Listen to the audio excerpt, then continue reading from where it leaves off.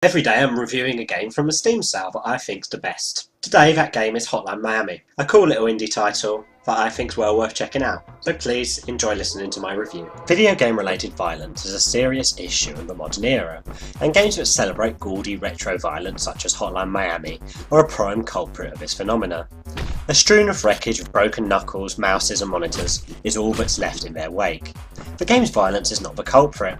If anything, beating someone to death with your bare hands and the sickening wet thudding sounds that go with it is a satisfying antidote to the hair-tearing difficulty Hotline Miami establishes from the outset. Other culprits within this genre include bloody retro platformer Super Meat Boy and the ironically soul-destroying Dark Souls. Won't somebody think of the children exposed to challenges they may never be able to complete as they find themselves in a rage-induced coma from headbutting their monitors? The brutal difficulty becomes the most engaging element of Hotline Miami. The game is played from an isometric 2D perspective, and you run around various indoor locations beating bad guys to death with various blunt and sharp instruments, as well as guns.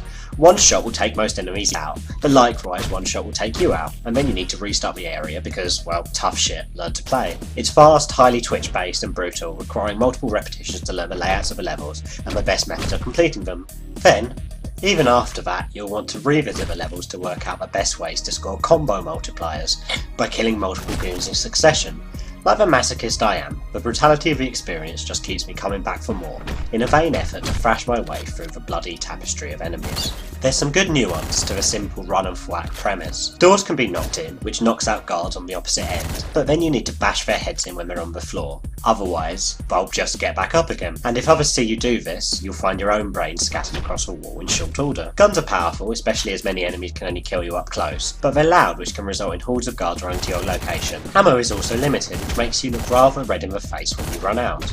Different enemies exist to mix things up, from tougher goons who can only die from bullets, to goddamn fucking guard dogs, which as in most games, I find I hate with a cold passion. Multiple masks are unlocked through the game, which give you special abilities from making those damn guard dogs docile towards you, or increasing your speed, or letting you hold more bullets. Some of these are significantly more powerful than others, although there's a nuance to all of them. Many are good in specific levels and specific situations. A surreal backdrop of masked men giving you shady phone calls and talking euphemisms about cleaning up local miscreants, quote unquote, sets the scene and motivation for why you're busting down doors and cracking skulls. You're a hired killer of sorts with amnesia, hallucinations, and a love of movie rentals and pizza.